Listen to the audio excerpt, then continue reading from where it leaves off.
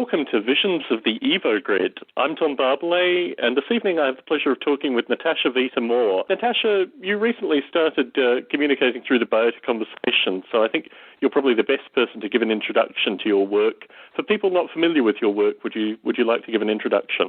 Certainly. My background for many years has been in media arts, design, and a theoretical approach to the future, both as a futurist and artist and designer. I take a look at where the future is headed from the perspective of human enhancement technologies and bridging on human enhancement aesthetics, which is my particular area of interest the past few years. And I assume will become even more interesting to me as we take a look at all the different emerging and converging life forms as they come about. I am currently working on my PhD at the Planetary Collegium at the University of Plymouth, and I lecture in universities in Europe and South America and sometimes in the United States, but not often enough. I designed Primo Posthuman in 1997, which is a future human body and mind brain prototype from a graphical sense. I had a very strong scientific team working with me, combined with artificial intelligence of Marvin Minsky, AGI of Ben Gritzel and Peter Voss, nanotechnology of Robert Freitas, philosophy of Max Moore, various biologists, scientists within cell biology and evolutionary biology, Mike Rose, Mike West, etc. The point was that I wanted this design to not only be a visionary idea of a transdisciplinary approach, but also to have some scientific reliability in thinking and probability of what would possibly come about in the future combining certain technologies. I think the most appropriate acronym to use in this regard is NBIC Plus, and NBIC, most of your listeners will know, is Nano Bio Info Cogno, Technologies and Sciences. I add the plus because I think robotics is very important, and I think artificial life is also very important to this. Terrific. So it sounds like you've been really interested in artificial life for a long period of time. Can you kind of distill when you first got interested in artificial life and what really excited you about the field? Yes, I can, and I remember it exactly. And before our conversation in this interview, I reflected on a number of years ago.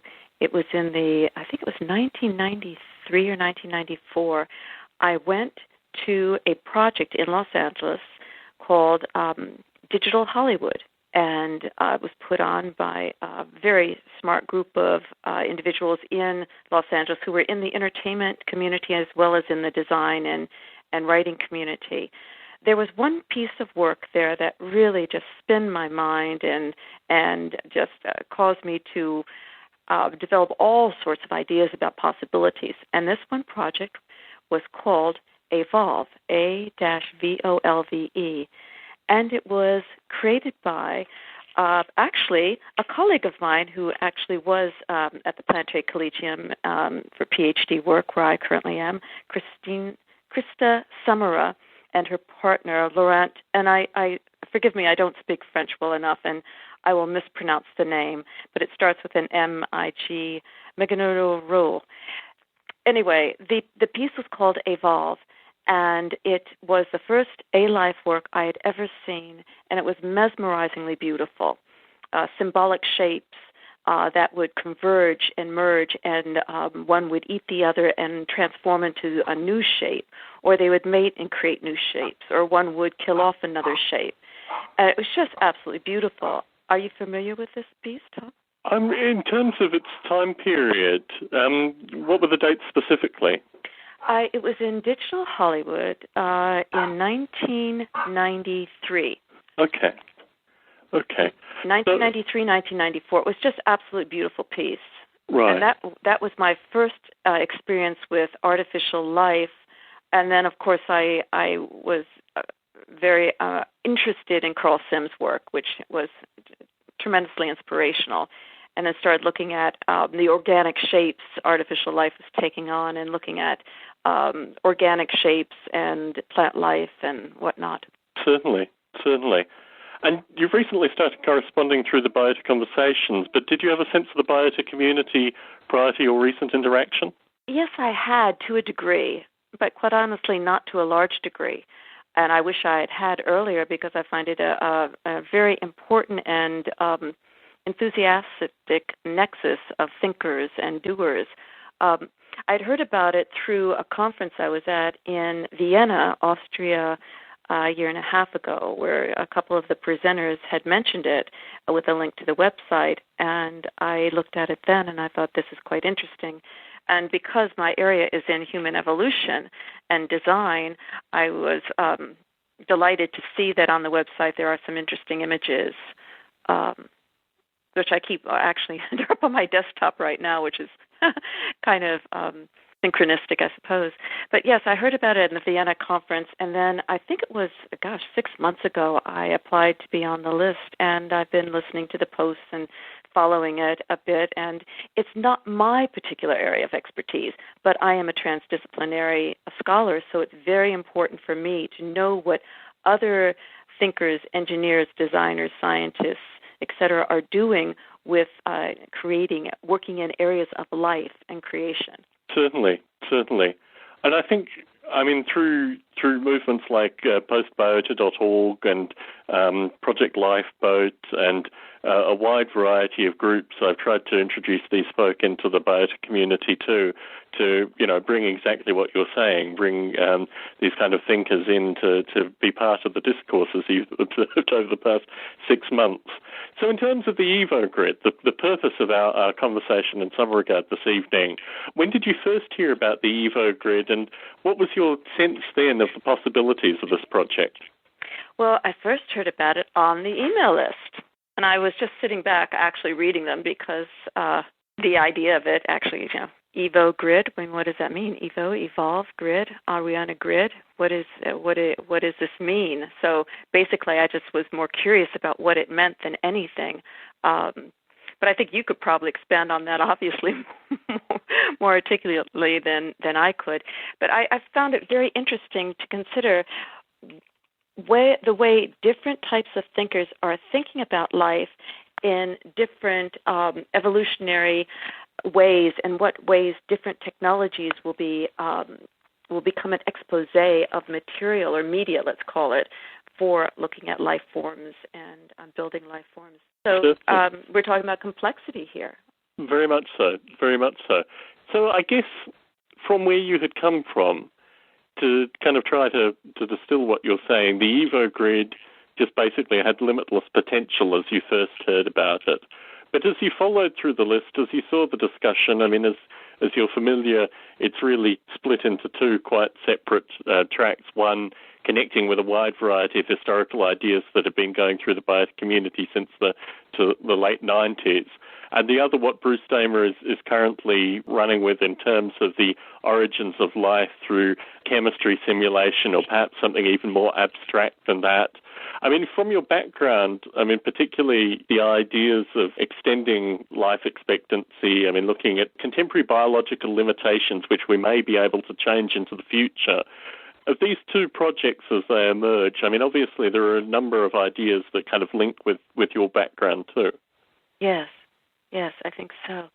And that's what I like the most about the EvoGrid and the email list and the different discussions and projects, is that we're all within a certain network of thinking, and we're pretty much using the same tools, some more refined than others, but they're all interconnected. So if one group of thinkers is coming up with a concept, a theory, it will have some effect upon another group of thinkers and their theories.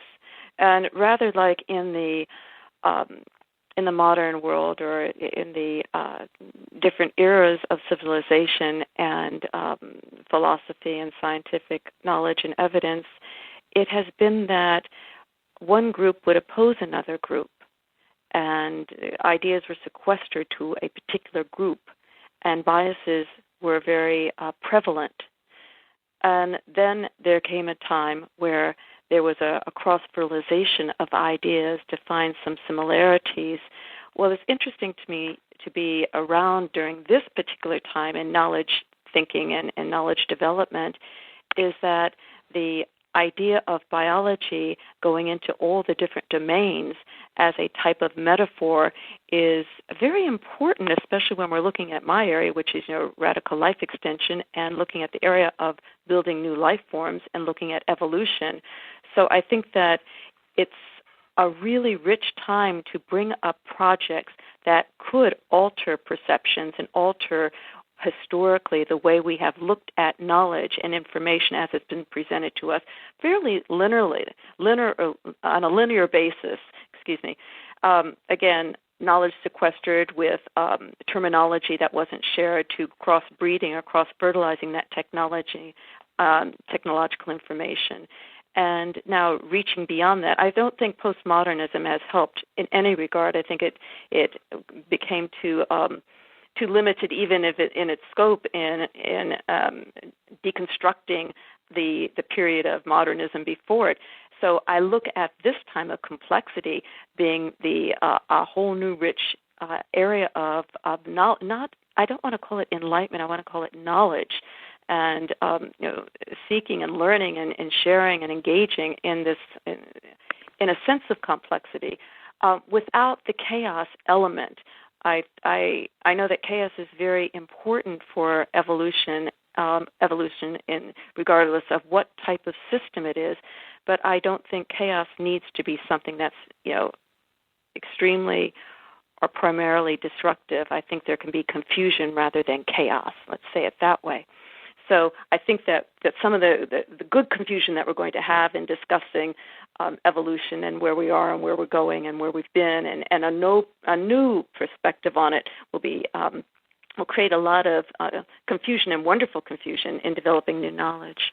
So to frame the discussion with regards to the knowledge that you have associated with radical life extension, I mean, for folks listening in, a wide group of people, wide variety of reading lists. I mean, Aubrey de Grey et al. have touched on a number of folks who listen to these podcasts.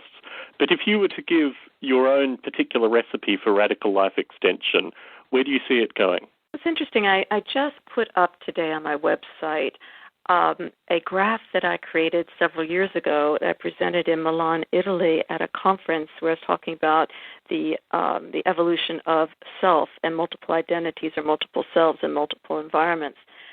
Where I see the human going, as I described in a human tree of the future human self through art, sciences, and technology, basically engineering design, is started with the beta human through human. Now, this is old terminology. This chart was done several years ago, so I'm just calling it Human 1.0, then Human 1.5, Human 2.0, and Human 3.0. I think this terminology is a bit antiquated and almost too 20th century silly, but it does get the point across. So as we've gone from survival, reproduction into language and symbol and creating sciences and technologies and society and going into developing a sense of identity where the individual was recognized self rather than being part of a tribe or a herd, the individual began seeing him or herself as the center of the universe, to looking at the new technologies coming in, the hardware and the software and then the biotech and the cybernetics, and the human merging with the technology and what was called a cyborg coming to fruition, the half-man, half-machine concept of metal, shiny metal, and awkward, lacking self, and being kind of a robot, to where that went into more of a moist media concept, and the paralleling that with the concept of the transhuman, which is actually a transitional stage of human, which the cyborg doesn't really belong to unless you're in academia. In academia, the term cyborg is used frequently at the omission of the word transhuman, but it's really the transhuman, I believe, that is the important term to use here, because the transhuman reflects a human in transition. The cyborg, I see it as a dead end.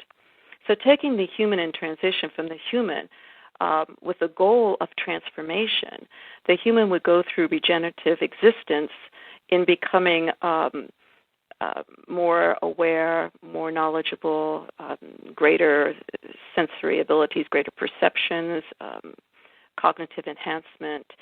And with that, why do that unless you're going to extend life and health? It's not just the extension of life that's important. It's the extension of vitality, healthfulness, and well-being, physically, emotionally, mentally, and intellectually. So that's the area right there of regenerative existence, taking what we've got and keeping it healthy and in a state of well-being as we're adding to it with artificial life, with artificial general intelligence, with nanorobotics, nanomedicine, etc.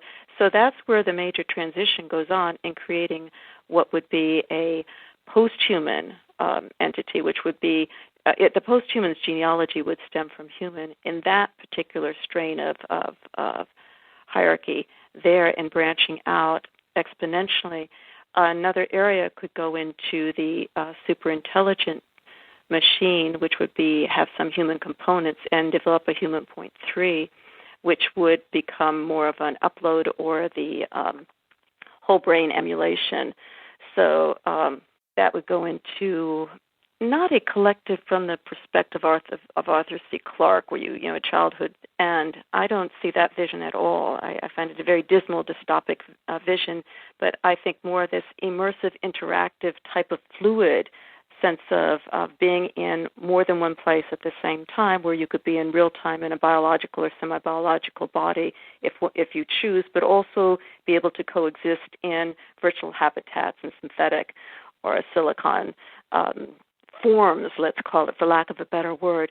So where I differ from Aubrey de Grey and some other life extensionists is that I see that the personal identity and the continuation of the personal self is very important, but with the caveat that having one self, one sense of identity, will become a early 21st century notion dating back from the Enlightenment forward, that we will take on many selves or many identities and be able to develop them.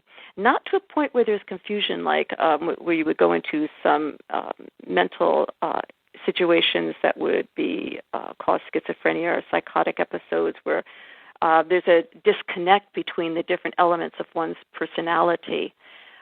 The personality would fuse, of course, but one would be able to be to represent him or herself or itself in various environments through various activities and various behaviors.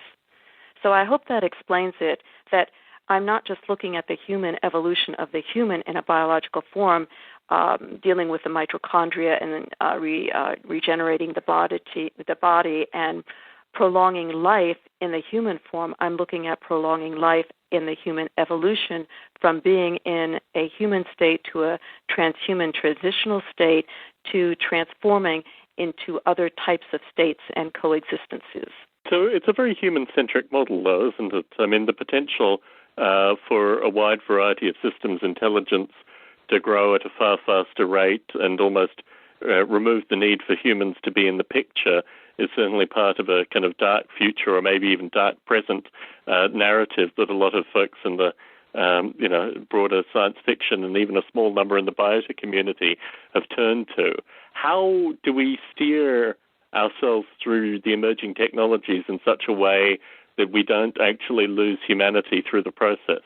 Well, let's back up a little bit. The first thing you said, it's I can't remember exactly your terminology, but I think you said anti-human? Well, my sense with regards to a wide variety of systems is that there is both a parasitic and also a mutually compatible mutual benefit possibility. But then there are situations, as we've seen, even in terms of civilizations human against human, where as one group strengthens, it doesn't necessarily need to bring the other one along for the ride. And certainly, a candid observation of contemporary technology is that the humans are really an exterior factor in order to do basic maintenance, but don't hold the value of the system itself. I think through the Biota Conversations, you may not have observed some of the discussion, but there's certainly a movement within the biota community which is, in many regards, post-singularity in this analysis, with the view that when you study these systems, there is no linking back to humanity in a kind of romantic sense. There is just pure survival, and this is in fact far removed from the notion that the human is anything other than the first thing that lit the match or started the division or what have you. In terms of these systems' ability to carry on, it doesn't require that the humans are kind of surfing the wave. The humans can actually be knocked out under the wave as well. I personally think that viewpoint is tremendously flawed. I think that when approached from that perspective, and it's often approached from that perspective, I was just debating someone on the IEET and the Sentient Development blog on this very issue of this type of anti-human future. Well, I oppose that with great passion. I'm a human. I love my humanity. I love my body. I love my perceptions. I love life. I love being alive. That being a given, how could I ever turn on my humanness? That's not the point. The point is to save the humanness, to save the humaneness of the human, and preserve that. I don't know if sustainability is the correct term, because that's a sense of stasis, but it's to enrich it, to improve the human condition, not to destroy the human condition. And perhaps that's the issue right there. The assumption is, if one wants to live longer and integrate with human enhancement technologies, the NEMBIC, the NanoBioInfoCogno Plus scenario that I described, that one dismisses, is annoyed with, or looks with disdain upon the human as a less than capable species, like the embarrassment for intelligence. Well, that's not true at all. That's not true at all. And if someone does have that view, or if that view is written, it's either in science fiction by a fiction writer, or it's someone who is psychologically unhealthy and not happy with him or herself, regardless of what particular school of thought he or she subscribes to. The transhumanist is extreme in valuing humaneness of the human. The whole point of engaging in radical life extension is to respect life and the humanness of being alive. Now, the only way that we can preserve the human and life, personal identity, is through extending life. Now, here is a sharp corner to turn. Most people in the world have a religious or spiritual belief, and that is contingent upon an afterlife, or an underworld, or an overworld, or some other reality that the spirit or the soul or the entity goes to for eternity. For the most part, some religions do not have an eternity. Some have reincarnation. Some have nothing. But its death is welcomed. It's honored in some ways. Well, not everyone believes that, and it doesn't mean that one is necessarily agnostic or atheistic or disrespectful of religious lore or mythology or anything doing with spirituality and metaphysics. It has to do with the fact that the issue of life and being alive and having personal existence is, even though you can get into cognitive and neuroscience and all these elements around that to go, well, what is life and who are you and what is will? And that's not where I'm going with this. Where I'm going with this, I'm just trying to stay really clean on this topic, that the issue of life and extending life, not dying or not giving into the death salvo knocking at the door, is, I think, an honorable attribute of being human. From the get-go, humans will do whatever it takes to stay alive. Mothers will protect their young like bears at the cave door. If someone's in the street bloody, we will go wrap that person up and call 911 as quickly as possible. We salute people who have died in action. We have hospitals emergency rooms filled with people at their last breath trying to stay alive. In fact, the definition of death has changed over the years in great degrees, from holding up a candle to someone's nose to see if the flicker would die out, and if it died, pronouncing the person dead, and often burying a person alive because the person was in a state of comatosis or low blood pressure and low breathing that was not detected easily, to testing the heart or testing these things. Now we have different ways we can test the cognitive processes of the neocortex to see if there's any activity going on. But the point there is that the definition of death is changing, and it will continue changing as we keep on trying to stay alive. Our species is about survival. So it makes sense to me that humans, with their enormous dignity, would do whatever, not whatever, meaning hurting anyone, whatever it takes, but do whatever within reasonable capability to stay alive and to help keep our species alive and people we love, our families, our children, our friends, even people we don't know. We will do what it takes to stay alive. Now, with that as a behavioral trait of the human, it makes sense to me that behavioral trait is really important to us and probably one of our most important traits. So it's my view of radical life extension stems from a respect of that behavior of our animal species. So it's not anti-human at all. That was a long way around the corner. But that corner is very sharp, and sometimes you have to go around it delicately because there's such aggression towards radical life extension and merging with machines as giving up one's humaneness. To the contrary, it's enabling and helping and preserving that humaneness in difference to respect of our will to live. Are you familiar with Justin Lyon's work at all with regards to simulating medical care and things like that? No. It's fascinating. He was on a year or so ago. He now spends most of his time in Iraq, actually, setting up universities. He's a fascinating fellow. But when he was on, he talked about simulating the American healthcare system with artificial life in order to actually improve it dramatically. And what interests me with regards to the kind of contemporary situation, particularly in the U.S., is a number of the principles which you said as kind of axioms in terms of, the way individuals may act with other individuals isn't actively represented in the healthcare system that exists in the U.S. And I think what interests me with regards to kind of moving from where we are currently to the future that is described by people such as yourself and also Aubrey de Grey, there needs to be some kind of resolution associated with where we are in a kind of contemporary standing in terms of for-profit healthcare. I mean, I'm talking to you from Las Vegas, Nevada. There are cancer patients now on the street because the hospitals here have closed. They can't afford to run them. I don't think the moral burden is necessarily on the doctors with regards to putting these patients out on the street or back in their homes in order to, die a relatively painful and horrible death. But that's the nature of the kind of contemporary American healthcare and also the current financial situation.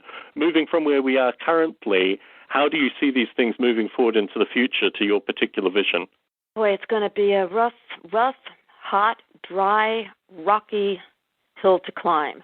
Getting over this situation. I was thinking about it today, as a matter of fact, just this morning, thinking about on the news, it was talking about President Obama wanting to cut out Medicare and Medicaid and invest money in some alternative possibilities. I don't know.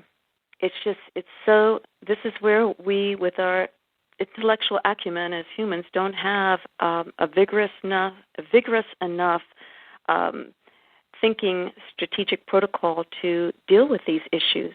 It's almost like it's too complex.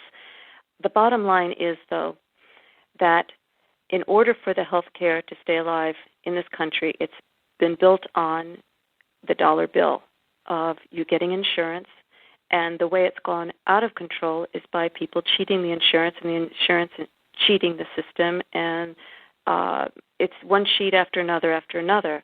I was a paralegal for a number of years, and I worked a lot of my cases and my depositions dealt with claims personal injury. And I would say that 7/5 of them, now I'd say 70% or more were fraudulent. So it is unfortunate that goes on, but it does. We've seen big businesses crumble the past years from fraudulent and unprofessional and just Machiavellian behavior within corporations, and even in the public sector. We've seen lots of problems and mistreatment of truth by even with journalists and reporting. We've seen reporting become something of an alarmist nature, with histrionics exaggerating one story to the next to the next. But the bottom line here is we have a problem with health care. But it's not just in the United States. I'm not a statist. I think of myself as a planetary or global citizen. So I don't have a strong affinity with the United States because it doesn't think like I think in a lot of ways. But I live here and I have insurance, and that's important to me. So in this country, you have to have insurance. That's the bottom line. If you don't have insurance, you have to get a job so you will be insured. And a lot of the people who end up in the emergency room who don't have insurance don't have jobs, and that's very sad. Now, we have a big problem with mental illness and a lot of people on the streets for that. So that's just one area, just one small area. But even the people who do have insurance, the cost of the medical care is exorbitantly high. We can't get doctors for free. They went to school. They paid lots of money in tuition, just like any PhD pays, and even more so to set up their practice to do what they love to do. And it's not their fault that the cost of drugs and medical facilities and hospitals has gone up so enormously all the way. So one area feeds the other. Anyway, the bottom line here is doctors need to be paid, hospitals need to be paid. So how do we do that if no one wants to pay for their own medical care? Well, socialist medicine, I think that is a very bad choice.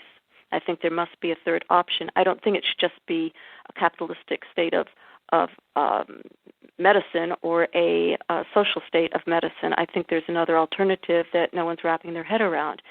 When I hear stories from England and other countries where the medicine is more socialized and that people wait 3 months to have surgery and die before they can have their surgery, I think that's appalling. So, yes, we could have health care where everyone gets health care, and those who can afford another type of health care can have that too. But we had HMOs, and those were not successful. I remember I got HMO when I was living in Los Angeles very inexpensively, and it was not posh to be sure, but I got good care. That was fine. The only way we can get around this situation is to altering our biology and to not be such biological beings, so that when we get tuned up, it's not going to be so expensive with our biology. I mean, you could say, oh, well, when we will have viruses that are, computer viruses in our body. That's true, too. So there's no way of getting around it other than trying to be healthy, and then that boils down to the responsibility of the person to be healthy for him or herself. Look in the United States, yes, we have a healthcare problem, but how much of a problem is the obesity in this country? Went to the movies last night, and I had to count the thin people. It was horrible. My point was more, when you talk about the morality of individuals with regards to the extension of life and with regards to helping and nurturing and making sure that people survive, and then in contrast you look to the applied reality, I don't think you can use a morality claim against, as you have agreed and acknowledged, against contemporary doctors who exist irrespective of their, whilst they may have the abilities to do their doctoring without money, I don't think the financial component necessarily negates their morality as humans. We've moved in a variety of directions. All I can say at this point is really that you're more than welcome to participate in things like Biota Live and other, means that the community brings people together, because I know a number of participants in Biota Live would dearly like to have the kind of dialogue that we've had this evening. So just as a kind of final question for you, what more would you like to see from the artificial life and the biota communities? I would like to see more exchange about the individuals in the community thinking about their own life. I know that may be a tall order, and it may be something that you find not associated at all, but I do, because if we look at it this way, if the individuals, the scholars, the very interesting thinkers that you have in this community, and there are a lot of them, and I'm delighted to be a part of it, but why not discuss the values that we have about our own life and our own evolution as humans, as we're creating other life forms. And also, another area that I would like to see developed is the aesthetics of artificial life. And aesthetics, I mean both from a philosophical point of view and a design point of view. Philosophically, the values that we're looking at with artificial life, where is that going? What are some theories there? Who are the theoreticians? What are they addressing? How are they building a theory of aesthetics for artificial life? And also, as a paralleling that, or as an aspect of that, perhaps, I'm not sure at this point, but take a look at the perceptions of artificial life as this EvoGrid is developing, and if it's based on complexity and synchronicity, or symbiosis is a better term to use here, then what are the perceptions within this grid that we can look at, meaning perceptions not from a sensorial mix from human life, but all life form has a certain amount of something going on, whether it's an algorithm or a force or a proton or neutron, whether it's the universe or the life forms that we take on as animals.